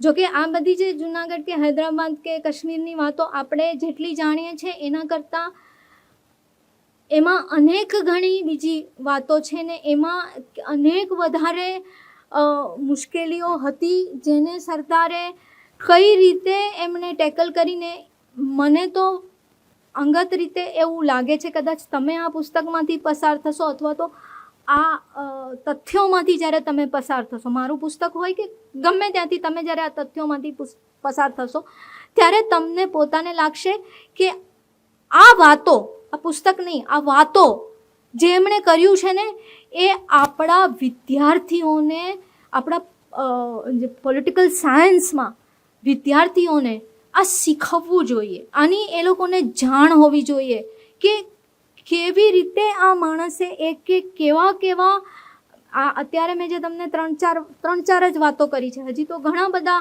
રાજ્યોની વાતો બાકી છે. કાશ્મીરની તો વાત કરવા બેસીએ તો એક આખો એના પર આપણે અલગ કાર્યક્રમ કરવો પડે, એટલી બધી વાતો છે. પણ આ બધાને એમણે સામ, દામ, દંડ, ભેદનો કઈ રીતે ઉપયોગ કરીને એમણે આને કેવી રીતે ઉકેલ લાવ્યા ને આ વાત આપણને શા માટે ભણાવવામાં નથી આવી, આપણને વાત આ શા માટે નથી કહેવામાં આવી, એનું કારણ સમજાતું નથી આપણને. આપણે જ્યારે સરદાર પટેલ વિશે કોઈને પણ પૂછીએ તો એ બે જ વાત કહી શકશે. એક કે એમના બગલમાં ગુમડું થયું હતું અને એમણે પેલા પાસે જઈને એ મુકાવ્યું હતું, અને બીજું કે એમની પત્નીનું દેહાંત થયું ત્યારે એમણે તાર ખિસ્સામાં મૂકી અને કેસ આગળ ચલાવ્યો હતો. હવે આ વાત પણ જુઓ, આપણને કેટલી મિસઇન્ફોર્મેશન અથવા કેટલી ખોટી કહેવાય છે. થોડીક મારા સબ્જેક્ટથી અલગ છે પણ તો પણ હું આ વાત કહેવા માંગુ છું કે આટલું જ્યારે તમે સાંભળો છો કે સરદાર દલીલ કરતા હતા કોર્ટમાં વકીલ તરીકે, પત્નીના મૃત્યુનો તાર આવ્યો, ખિસ્સામાં મૂકી દીધો, આટલું સાંભળીને તમને એ માણસ કેટલો વૃક્ષ લાગે. હવે હું તમને આખી વાત કહું. એમના પત્ની ઝવેરબા ડાયાભાઈ, એમના બીજા સંતાનના જન્મ પછી બીમાર રહેતા હતા. એ વખતનો કાળ યાદ કરજો. આજની વાત આજે પણ નથી કરતા જે પુરુષો, એ વખતનો કાળ યાદ કરજો. નડિયાદમાં એમણે એમની ટ્રીટમેન્ટ કરાવી, સારું નહોતું થતું, ડૉક્ટર પાસે લઈ ગયા. એમને કીધું કે મુંબઈમાં આમનું ઓપરેશન કરાવવું પડશે. જીટી હોસ્પિટલમાં એમને એડમિટ કર્યા, જાતે એમની સાથે ગયા, એમની સાથે રહ્યા. અને જ્યારે એ હોસ્પિટલમાં હતા એમની તબિયત થોડી સુધારા પર હતી અને અહીંયા કોર્ટમાંથી એમને સંદેશો આવ્યો કે જે અસીલનો કેસ છે એ છેલ્લી તારીખ છે, એ દિવસે એનો ફેંસલો આવવાનો છે કેસનો, અને જો એ વખતે રજૂઆત યોગ્ય ન થાય તો એ અસીલને ફાંસી થઈ શકે એમ છે. એટલા માટે એ એમની પત્નીને રેઢી મૂકીને જીટી હોસ્પિટલમાં કોર્ટમાં નહોતા ગયા ત્યારે એમના મોટાભાઈ વિઠ્ઠલભાઈ અને એમના પત્ની આખો પરિવાર મુંબઈમાં રહેતો હતો, સ્થાયી હતો. એટલે એમને સોંપીને એ એક દિવસ માટે એમના અસીલ, જેને ફાંસીની સજા થઈ શકે એમ હતી નિર્દોષ હોવા છતાં, એટલે એ કોર્ટમાં ગયા અને દુર્ભાગ્યવશ એ એમની પત્નીનું પાછળથી મૃત્યુ થયું. આખી વાત આપણને કહેવામાં નથી આવી. અને આ શું કામ નથી કહેવામાં આવી? હું પ્રશ્ન પૂછું છું. હું કોઈ તારણ પર નથી પહોંચવા માંગતી. હું કોઈ પક્ષને રિપ્રેઝન્ટ નથી કરતી. મારે કોઈ રાજકીય પક્ષ સાથે કોઈ લેવા દેવા નથી. પણ આ પ્રશ્ન હું પૂછું છું કે એમના જીવનની બીજી એવી કેટલી બધી વાતો છે એના, કારણ કે અત્યારે આપણે વિલીનીકરણ પર છે એટલે હું એમના અંગત જીવનની વાતોમાં અત્યારે નથી પડતી. અને હું ફરીવાર મારા વિષય પર પાછી આવું છું. ઇન્દોર પણ એનું તમે ભૌગોલિક રીતે જુઓ તો મહત્વ ખરું, નાનું રાજ્ય હોલકર ત્યાં આગળ. અને ઇન્દોરનું કેવું હતું કે ભોપાલના રાજા સાથે, નવાબ સાથે, હમીદુલ્લા ખાન સાથે એની બહુ પાક્કી દોસ્તી હતી. એટલે જે હમીદુલ્લા ખાન કરે ને એ ઇન્દોર કરે, એટલે જે ભોપાલ કરે એ ઇન્દોર કરે, એવી સ્થિતિ હતી. એટલે આ જે ભોપાલે જે સહી કરી આપી હતી ને 20 દિવસનો જે ગાળો હતો એ વાતની જાણ કોઈને નહોતી. ફક્ત માઉન્ટબેટન, સરદાર અને હમીદુલ્લા 3 જ જાણતા હતા. હોલકરને એ ખબર નહોતી. એટલે હોલકરને એમ હતું કે ભોપાલ જોડાયું નથી, એટલે એ આખી વાતને ટાળતા રહેતા હતા. એટલે સરદારે કહી દીધું કે મને ફરક નથી પડતો, મારા આટલા રાજ્યો મારા જેટલા હતા ને એ જોડાઈ ગયા છે, ભોપાલ ઇન્દોરને ના જોડાવવું હોય તો ના જોડાય. હવે ઓબ્વિયસલી ઇન્દોરના જે હોલકર છે એ પણ થોડા ઇનસિક્યોર તો ફીલ કરતા જ હતા, જે રીતની બધો માહોલ હતો. એટલે એ વખતે દિલ્હી, એ વખતે તમને ખ્યાલ છે રાજાઓ પોતાની ટ્રેનો લઈને એમના પેલા રજવાડી આપણે ઓલા હોય, કૂપે હોય ને બધું હોય, એમાં એ આવતા હતા. તો એ દિલ્હી આવવાના હતા ને એમણે સંદેશો મોકલ્યો સરદારને કે મારે તમને તમે મને મળવા માટે દિલ્હી સ્ટેશન આવો. તારે કંઈ જવાબ નહીં આપ્યો. એમણે રાજકુમારી અમૃત કૌર, જે કોંગ્રેસી હતા અને પછી પહેલા સ્વાસ્થ્ય મંત્રી થયા. હવે જુઓ તમે આ સાયકોલોજી સાથે કેવું રમે છે સરદાર. એમને મોકલ્યા વાતચીત કરવા. અને હોલકરને અમૃત કૌરે સમજાવ્યા કે તમારો ઇતિહાસ જુઓ, ઇન્દોરનો ઇતિહાસ જુઓ તમે, ને તમે કઈ રીતે આવું કરી શકો. અને ઇન્દોર જોડાયું. એટલે આ તમામ, એટલે કોઈ ખરાબ રીતે નહીં, પણ કયા પાણીએ મગ ચડશે એ પાણીએ મગ ચડાવો. આપણું કામ આ અખંડ ભારત થાય, આ બધા રાજ્યો ભેગા થાય એનું છે, એ આપણું લક્ષ્ય છે. એના માટે એમણે કોઈ ખોટા રસ્તાઓ નહોતા વાપર્યા, પણ જે મુત્સદી વ્યક્તિએ જે કંઈ કરવું પડે એ બધું એમણે કર્યું. આમ તો હૈદરાબાદની વાત પણ બહુ લાંબી છે અને આપણી પાસે એટલો સમય નથી કે હું હૈદરાબાદ અને કાશ્મીર બંને રાજ્યો પર હું વાત કરી શકું, કારણ કે એમાં એટલા બધા તાણાવાણાઓ છે કે મારે એને વિસ્તારપૂર્વક જ વાત કરવી પડે. એટલે મારી તમને વિનંતી છે કે તમને જો એના વિશે જાણવું હોય તો તમે પુસ્તકમાંથી પસાર થાવ તો એ વધારે પણ છતાં પણ જેટલું એક થોડી હાઇલાઇટ્સ જેવું હું તમને આપવાની કોશિશ કરું છું.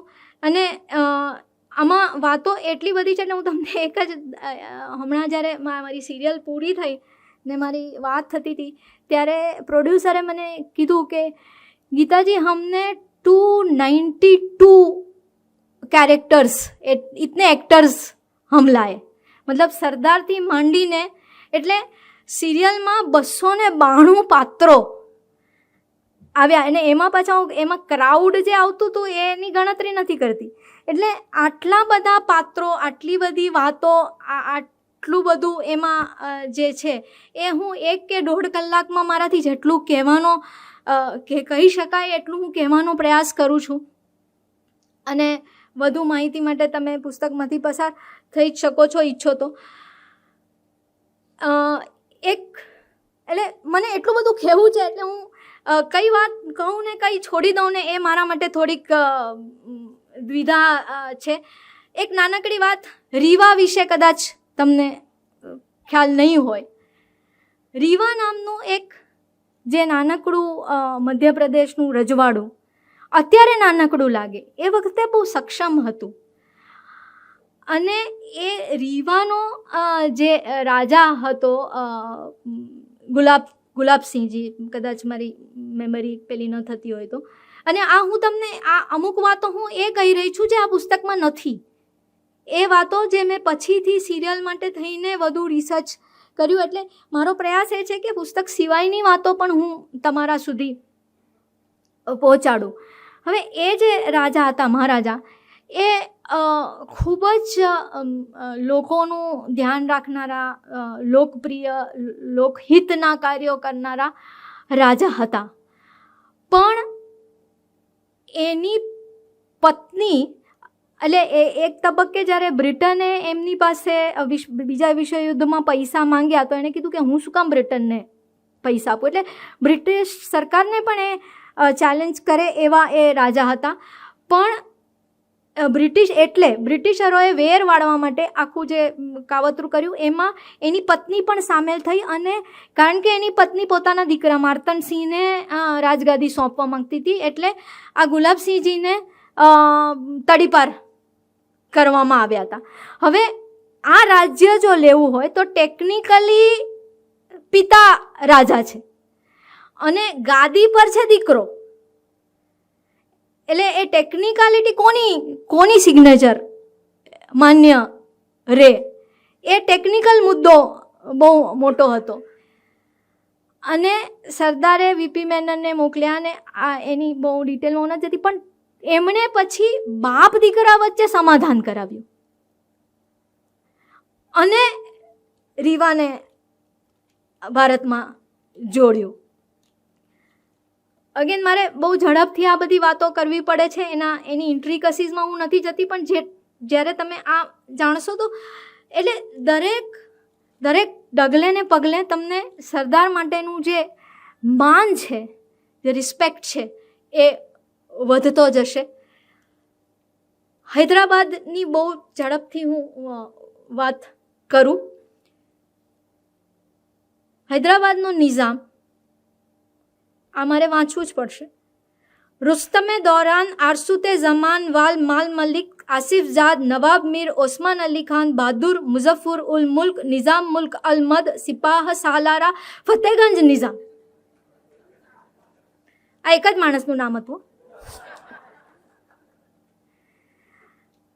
આ એટલે મુદ્દો એ છે કે સરદારને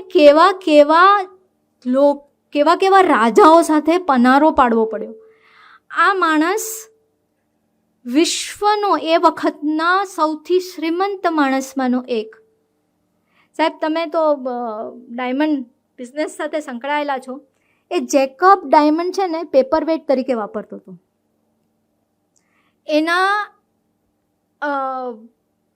એટલે બેઝમેન્ટમાં સોનાની પાટો ભરેલી ટ્રકો ઊભી હતી જેના વજનથી જમીન નીચે ધસી ગઈ હતી. અને એ માણસ એટલે એના પાસે ત્યાં સિગરેટ પીતો તો એ એસ્ટ્રે હોય તો એ પીવાઈ ગયેલી સિગરેટનું ઠૂઠું પાછું એટલું જરાક રહી ગયું હોય એ સળગાવીને, એટલો કંજૂસ. એટલે એણે એની જે ફઈસ ટોપી હતી ને એ 34 વર્ષથી ધોઈ નહોતી, કારણ કે ધોઈ તો ઘસાઈ જાય ને. એટલે આ બધું કહેવા પાછળનો આશય એ છે કે આવા સનકી માણસ સાથે, અને જે દિવસે બ્રિટને જાહેરાત કરી કે ભારતને સ્વતંત્ર કરવામાં આવશે, ત્યારે એના જે બ્રિટિશ ઓફિસર્સ હતા જે હૈદરાબાદમાં, એ લોકોએ જ્યારે એને જાણ કરી ત્યારે એની જે તૂટલી ફૂટલી ખુરશી વાપરતો હતો એના પર ઊભો રહીને એ રીતસર નાચ્યો હતો કે હવે હું સ્વતંત્ર રહીશ.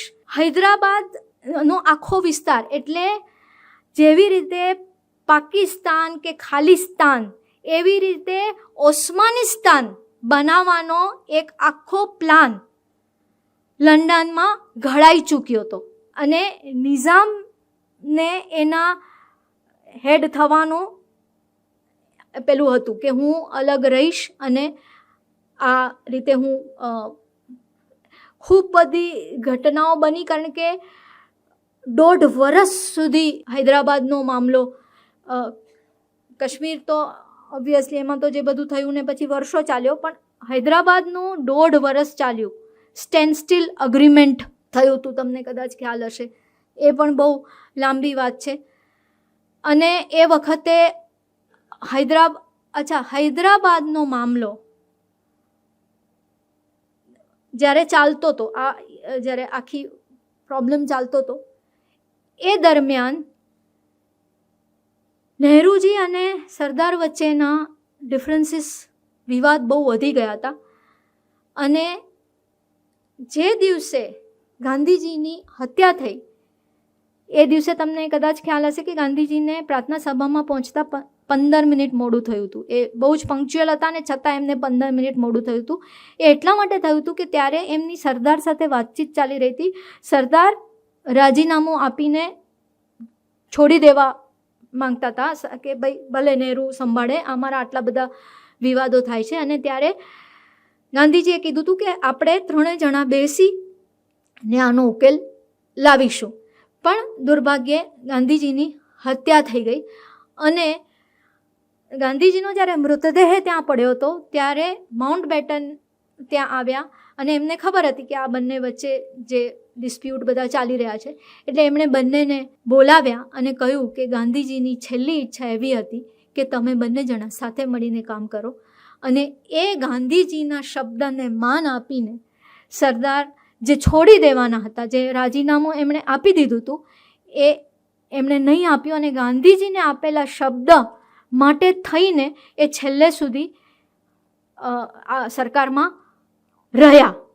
અને આખો કાશ્મીરનો મામલો બધો યુએનમાં ગયો ને આખી વસ્તુ પેલી થઈ ગઈ, અને સરદારની તબિયત કથળી રહી હતી ને એમણે વિડ્રો કરી લીધું હતું, કારણ કે ગાંધીજી ચાલ્યા ગયા હતા.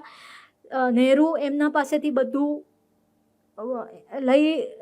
એમના પાસે પાવર્સ નહોતા રહેવા દેતા, એ બધું જે ચાલતું હતું, એટલે એમણે વિડ્રો કરવાનું ચાલુ કરી લીધું હતું. હું માનું છું, અને આ મારા માનવા પાછળ હું ફેક્ટ્સ જે નોંધાયેલા છે એ આપી શકું છું.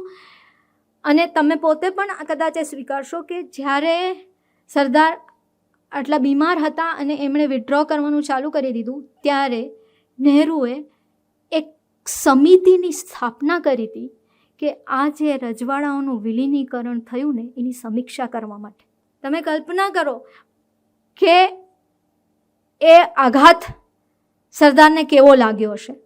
અને સરદારના સાથે જે લોકો કામ કરતા હતા, સરદારના વફાદાર હતા, તો વફાદાર તો ન કહી શકાય, પણ જે લોકો બહુ ડેડિકેટેડલી સરદાર માટે કામ કરતા હતા, એ લોકોની ટ્રાન્સફર્સ થવા માંડી હતી એ લોકો પાસેથી. અને સરદારે પોતે મેનન પાસે આ ચિંતા વ્યક્ત કરી છે કે મને બાકી તો બધું ઠીક છે, મને ચિંતા છે કે મારા ગયા પછી તમારું ને વી શંકરનું શું થશે. આ ચિંતા એમણે પોતાના શબ્દોમાં વ્યક્ત કરી છે. એક બીજી નાનકડી વાત આ સંદર્ભમાં કહું છું કે હૈદરાબાદમાં હૈદરાબાદનો આખો મામલો સરદાર પાસેથી લઈ લેવામાં આવ્યો હતો, માઉન્ટ બેટનને સોંપવામાં આવ્યો હતો. માઉન્ટ બેટન એ મામલો ઉકેલી નહીં શક્યા અને એ ચાલ્યા ગયા બ્રિટન પાછા. પછી સરદારે આ જે ગાંધીજીની હત્યા થઈ એને કારણે જે સરદારને આઘાત લાગ્યો હતો એને કારણે એમને હાર્ટ એટેક આવ્યો. એ દહેરાદૂન એમને આરામ કરવા ફરજિયાત જવું પડ્યું અને છતાં પણ એ આખી હૈદરાબાદમાં શું ચાલી રહ્યું છે કે બીજા રજવાડાઓમાં શું ચાલી રહ્યું છે એમના પર એ મોનિટર કરતા હતા. અને ફાઇનલી એમને કીધું કે ભાઈ આમાં મિલિટરી એક્શન સિવાય બીજો કોઈ રસ્તો નથી. અને માઉન્ટ બેટન તો જો કે ચાલ્યા ગયા હતા, પણ નહેરુ અને સતત સ્ટ્રોલ કરતા હતા કે ના, હું નહીં, આ મિલિટરી એક્શન ના જ લેવાય. કારણ કે કારણ કોઈ પૂછી શકે કે નહેરુને શું વાંધો હતો હૈદરાબાદમાં મિલિટરી એક્શન કરવાનો, તો એક કારણ એ હતું કે એમને પોતાની ઇમેજ દુનિયામાં એવી રાખવી હતી કે હું ધર્મનિરપેક્ષ દેશ ચલાવું છું. બીજું એમને ભય હતો કે બધા મુસ્લિમો ભેગા થઈને આપણે એમાં નહીં ફાવી શકીએ એવો એમને ડર હતો. આ બે મેજર કારણ હતા કે એ શા માટે મિલિટરી એક્શન લેવા દેવા નહોતા માંગતા. અને આ બાજુ રઝાકારો, કાસિમ રિઝવી હૈદરાબાદમાં, એટલે કલ્પના ન આવે એટલો અત્યાચાર હિન્દુઓ પર થયો હતો. હિન્દુઓની આંખો કાઢી નાખવામાં આવી હતી, બળાત્કાર, મારકાટ, એટલે હદ બારનું બધું ચાલી રહ્યું હતું. અને આ બધાથી સરદાર ભયંકર વ્યથિત થતા હતા અને એમને ખબર હતી કે મિલિટરી એક્શન સિવાય આનો કોઈ ઉપાય નથી. અને સતત નહેરુ એને રોકતા હતા. અને નહેરુએ જે કહ્યું છે એ હું આ વાત કોઈ હિન્દુત્વવાદીએ નથી લખી, કોઈ ભારતીયએ નથી લખી. આ વાત H.V. હડસન નામના ઇતિહાસકાર, જેમનું પુસ્તક ધ ગ્રેટ ડિવાઈડ બહુ જ ઓથેન્ટિક પુસ્તક ગણાય છે આપણા જે ભાગલા થયા એના પરનું. અને એ વખતે ભારતમાં હતા, ભારતના માઉન્ટ બેટનના સલાહકાર હતા. અને H.V. હડસન જે બ્રિટિશર હતા એમણે એમના પુસ્તકમાં લખ્યું છે, આઈ કોટ, Pandit Nehru said openly at the meeting and subsequently assured me privately that he would not allow any orders to be given for operations to start unless there really was an event such as wholesale massacre of Hindus within the state, which would patently justify in the eyes of the world action by the government of India. આનું ગુજરાતી કરું તો જ્યાં સુધી હિન્દુઓનો સામૂહિક નરસંહાર નહીં થાય, હું હૈદરાબાદમાં મિલિટરી એક્શન લેવાની પરમિશન નહીં આપું. અને આવું ઘણું બધું કાશ્મીરમાં પણ થયું, એની પણ ઘણી વાતો છે. અને આ સરદાર, એમની દેશભક્તિ, એમની પ્રામાણિકતા, એની તો શું વાત કરું. કારણ કે તમારા સાથે શેર કરું છું કે મેં જ્યારે છેલ્લો એપિસોડ લખ્યો ને સરદારનો, ત્યારે હું રડતી જાઉં ને હું લખતી જાઉં, હું રડતી જાઉં ને હું લખતી જાઉં. કારણ કે મરણ પથારીએ પડેલા સરદાર મણિબેનને બોલાવે છે. અને મણિબેન, જેણે 1937માં નિર્ણય લીધો, એટલે સરદારની કામનો વ્યાપ વધતો જતો હતો, ત્યારે ગાંધીજીએ કીધું કે મહાદેવભાઈ દેસાઈ જેવા જ એક વ્યક્તિની અંગત સચિવની અમને જરૂર છે. ને ત્યારે મણિબેને કીધું કે હું એ કરીશ. અને એમણે પ્રણ લીધું કે હું જીવનભર લગ્ન નહીં કરું. અને એમની પાસે જેટલા દાગીના હતા એ બધા એમણે ગાંધીજીને આપી દીધા કે તમે આ લોકસેવા કાર્યમાં તમે વાપરો. અને એમણે પોતાનું, એકચ્યુઅલી મણિબેનની તો બહુ વાતો થવી જોઈએ, થતી નથી, એ આખો અલગ વિષય છે. એનીવે, એ મરણ પથારીએ સરદાર પડ્યા છે અને મણિબેનને બોલાવીને કહે છે કે દીકરા, હું તારા માટે એક ઓરડી પણ મૂકી નથી જતો. મારા બેંક એકાઉન્ટમાં 216 રૂપિયા છે. તું કહેતી હોય તને કોઈ કામ કરવું હોય તો હું કોઈને રેકમેન્ડ કરું કે તને કોઈ કામ પર રાખે.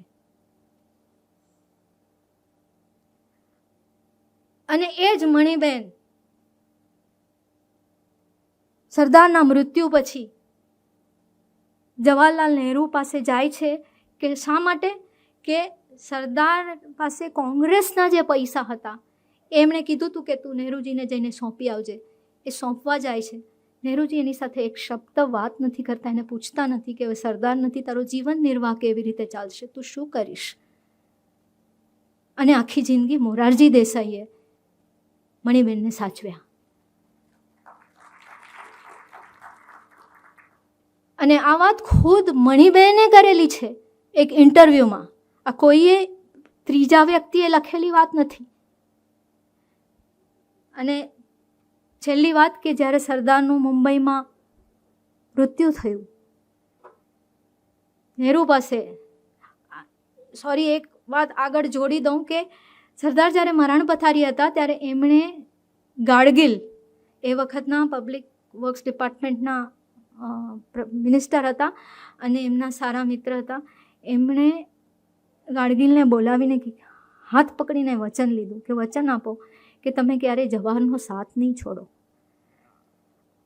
અને એ જ સરદારનું જ્યારે મૃત્યુ થાય છે અને મેસેજ આવે છે ત્યારે નહેરુજી પાર્લામેન્ટમાં શ્રદ્ધાંજલિ આપે છે અને બહાર નીકળીને ફતવો કાઢે છે. ઇવન રાજેન્દ્ર પ્રસાદને કહે છે, ડૉક્ટર રાજેન્દ્ર પ્રસાદને, કે કોઈએ સરદારની અંતિમ યાત્રામાં જવાનું નથી.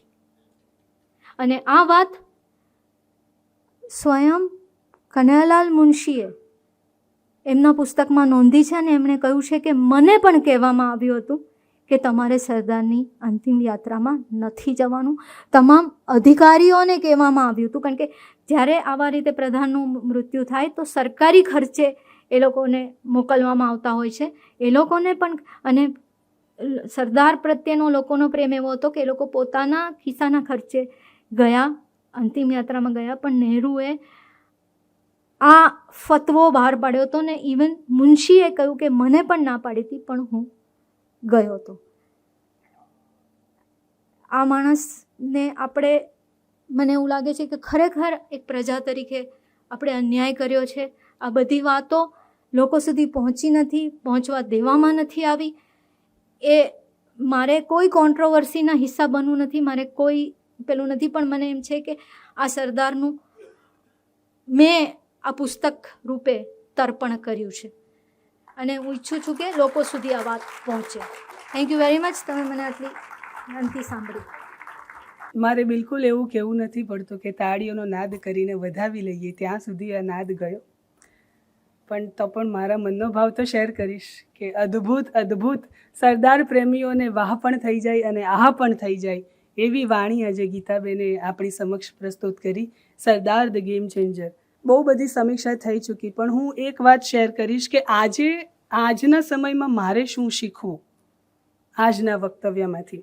કારણ કે બહુ બધું આપણા બધાના જીવનમાં એક સામટું ચાલી રહ્યું છે, બહુ જ બધું. પરિવારના પ્રશ્નો છે, નોકરીના પ્રશ્નો છે, વ્યવસાયના પ્રશ્નો છે, હેલ્થના પ્રશ્નો છે, વેલ્થના પ્રશ્નો છે, સંબંધોના પ્રશ્નો છે, બહુ બધા પ્રશ્નોમાં ચાલી રહ્યા છે આપણે. ત્યારે ટુકડાઓમાં જીવાતી આપણી જિંદગીને કઈ રીતે સાચી એક રાહ બતાવવી. તો સરદારના જેટલા પણ પ્રસંગો ગેમ ચેન્જર પુસ્તકમાંથી ગીતાબેને કે એમના જીવનમાંથી આપણને કયા, મને એવું લાગે કે મારું શું, મને શું, મારે માટે શું, એવું બધું પૂછવા કરતાં હું એમ પૂછું કે સત્ય શું છે, કયું એવું છે કે જે હકીકતમાં થશે તો મને નહીં આખા સમાજને લાભ થશે. હું જો કોઈ એક મિટિંગ કન્ડક્ટ કરનાર વ્યક્તિ છું, આપણા બધા જ માંથી બેઠેલા લોકોમાંથી આપણે બધા જ પ્રોફેશનલ્સ લોકો છીએ, તો મને એવું લાગે કે જો મારે કોઈ મિટિંગ કરવાની હોય તો મારે એ મિટિંગમાં કયા એજન્ડા પર ધ્યાન ફોકસ આપવું જોઈએ, કારણ કે જો 1.5 કલાકની મિટિંગમાં 212 રજવાડાઓ ભેગા થઈને ભારતમાં વિલીન થઈ જતા હોય તો એક નાનકડો મુદ્દો કે કઈ ઓફિસ કઈ જગ્યાએ બનાવવી છે કે આ એક્સ વસ્તુનું આપણે આપણી સંસ્થામાં શરૂઆત કરવી જોઈએ કે નહીં, એમાં આપણે બહુ બધી મિટિંગો બહુ બધા પ્લાનિંગો કરી દઈએ છીએ પણ કોઈ તારણ પર નથી આવતા. એટલે મને એવું લાગે કે ભૂતકાળમાંથી શીખવાનું, વર્તમાનની જરૂરિયાત જોવાની અને ભવિષ્યની દૂરંદેશી જો આપણે કેળવી શકીએ અને મિટિંગની અંદર તે લાવી શકીએ તો આપણે સાચા સરદારના રસ્તે ચાલનારા લીડર ચોક્કસ બની શકીએ. એમનું એક કણ પણ જો આપણે મેળવી શકીએ તો આપણા જીવનની સફળતા એમાં આવે. મને સાચી છું ખોટી છું એ મને ખબર નથી, પણ આ એક લીડરશિપનો ગુણ તો આપણે કેળવી જ શકીએ. સરદાર વડાપ્રધાન કેમ ન થયા, નહેરુએ આમ કેમ કર્યું, એ બધી જ વાતો માં ચર્ચા કરવાને બદલે હું મારા જીવનમાં કઈ બાબત લઈને અપ્લાય કરી શકું છું એ જો મારે શીખવું હોય તો એ આ છે. એટલે સિરિયલની જે વાત કરી એમાં હું ખાલી આ વાત જોડું એમની સાથેની ગીતાબેન સાથેની વાતમાંથી જ કે દરેક એપિસોડની સ્ક્રિપ્ટ જ્યારે ગીતાબેન લખીને સબમિટ કરતા હતા ત્યારે દૂરદર્શનમાં એક પેનલ બનાવવામાં આવી હતી. એ પેનલમાં 2 હિસ્ટોરિયન હતા, એવા લોકો હતા કે જે એમની સ્ક્રિપ્ટને ફેક્ટના આધારે કેટલી સત્યતા છે તે ચકાસતી હતી અને પછી એ ફ્લોર શૂટિંગ માટે એ ખુલતો હતો. એટલે મને એવું લાગે કે આપણે બધા જ સરદાર ધ ગેમ ચેન્જર પુસ્તક પણ વાંચી અને સાથે સાથે સિરિયલ પણ જોઈ, જેથી કરીને વધારાની વાતો પણ આપણને જાણવા મળે. અને કેમ આવું એવો કાદવ ઉછાળવા કરતાં હવે શું કરી શકું હું મારા જીવનને કે મારા સમાજને કે મારા રાષ્ટ્રને વધારે બહેતર બનાવવા, એ મારે કરવું. બહાર ગીતાબેન માણેકનું આ અદ્ભુત પુસ્તક આપણી રાહ જોઈ રહ્યું છે. માત્ર 300 રૂપિયાની નજીવી કિંમત છે, જેમાંથી આવા બધા સ્પાર્કલિંગ મુદ્દાઓ અને શીખ આપણને મળી શકે એમ છે.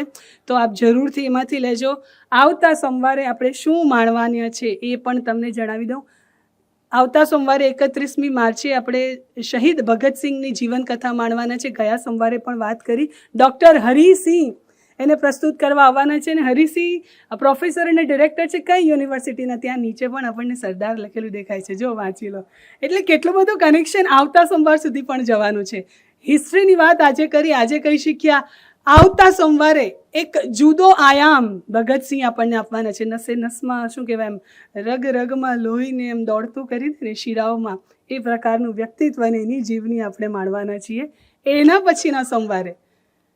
પછીના સોમવારે હમણાં જ થોડા દિવસો પહેલાં દેશ દુનિયાના અખબારો, સોશિયલ મીડિયા જેમની સફળતાની ગાથા ગાતા અટકતા નહોતા એવા એલન મસ્કની જીવની આપણે માણવાના છે. વોલ્ટર આઇઝેક્સને લખેલી. અને એને પ્રસ્તુત કરવા કોણ આવવાનું છે તો કે એક એવો વ્યક્તિ કે જેણે એવું પ્રણ લીધું છે કે ઇંગ્લિશમાં લખાતા આવા સુંદર પુસ્તકોનો અનુવાદ કરીને ગુજરાતી કલ્ચરમાં ગુજરાતી ભાષાના પ્રેમીઓને વાંચવા માટે જેમને આપવા છે એવા રાજ ગોસ્વામી, પત્રકાર અને લેખક, આ પુસ્તક ને ગુજરાતીમાં જેમણે લખ્યું છે એ પ્રસ્તુત કરવા આવવાના છે. એટલે આજે જો મજા આવી તો ઘરે જઈને બહુ મજા આવી એમ કરીને અટકી ન જઈએ.